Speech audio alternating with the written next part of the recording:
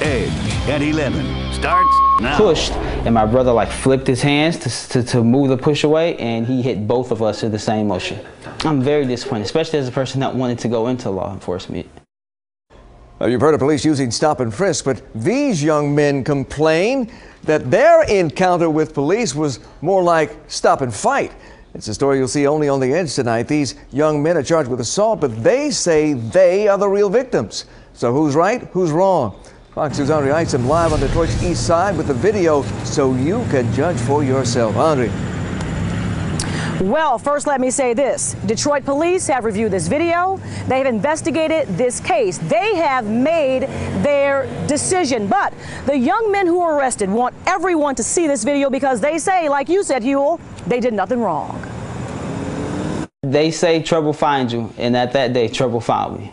20-year-old Tywan Mitchell and his big brother, 26-year-old Navon Moore, went to Grandy's Coney Island back in the month of May around midnight. This cannot be proven, but Mitchell says they were being profiled by two Detroit cops in this cruiser who he claims were tailing them close behind. I have no record, so I wasn't really worried. They pulled in behind us. I got kind of nervous, but then they backed away, so I thought everything was cool. You see in this surveillance video, the two brothers are by the counter, and the officers come in. They asked me what did I say to them in the parking lot.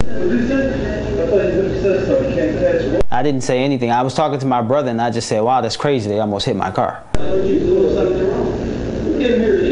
And me and my brother said, okay, and turned around. We thought that was the end of it. But it was not over. Shortly after, one of the officers asked the guys for ID. I said, well, what are you going to do with my ID? Please, can you tell me what you're going to do with my ID? And, tell me what I'm doing wrong. Name one thing that we did wrong in this Coney Island. The brothers were yelling, insisting on getting answers to why they were being questioned by the cops, saying they know their rights because one is in college for criminal justice, the other studying law. Then, all of a sudden. And pushed, and my brother like flipped his hands to move the push away, and he hit both of us in the same motion. He socked both of them momentarily, bang, bang, in the jaw. Then it was on. The boys in blue and the brothers were brawling. It was a natural reaction. When he hit me, I hit back. I hit him about 3 times, and I immediately stopped. I kind of like curled up a little bit. We're not saying they did not fight the officers. What we're saying is there was no probable cause. When they found the two young men who were smart, two young men who were college students, when they challenged them, I think they got angry and they decided to hit them. That is the textbook explanation of police brutality. Well, this is what DPD tells Fox 2 News. When the incident happened, the officers admitted that they used force and a command-level investigation was conducted. The officers alleged that when they were investigating inside the Coney Island, one of the officers extended his hand and asked one of the young men to step back. But that young man slapped the officer's hand. At that point, the police officers responded with force.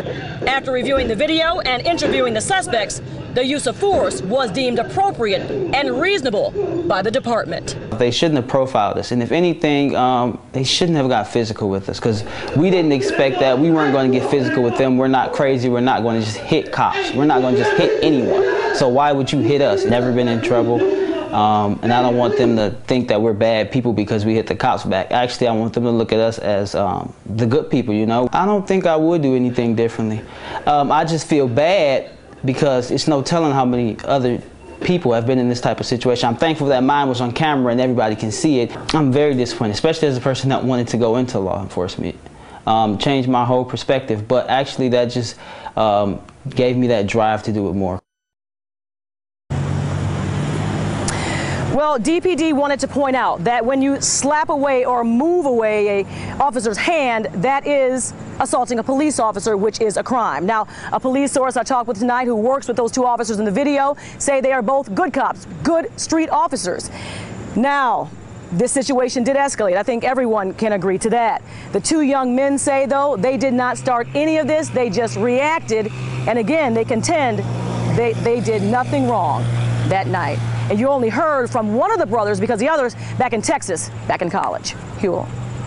Andrea, from that video, I don't want to say who's right and who's wrong here. I think a jury or a court may have to make the final decision on that. But I do want to know about the explanation for why the officers confronted the young men at that restaurant in the first place. Why? Okay, I think, you know, and that's what we've asked on both sides of this, and both sides have a different story. DPD tells me this is what the officers tell them, that when they were in the parking lot, the two young men made a grim expression, some kind of negative expression. When they went inside, the officers asked them about what happened out in the parking lot, and they say the young men were unruly and aggressive. Though the young men say the tape and the audio disproves that. So you have two very different stories, and both of them say they did the right thing.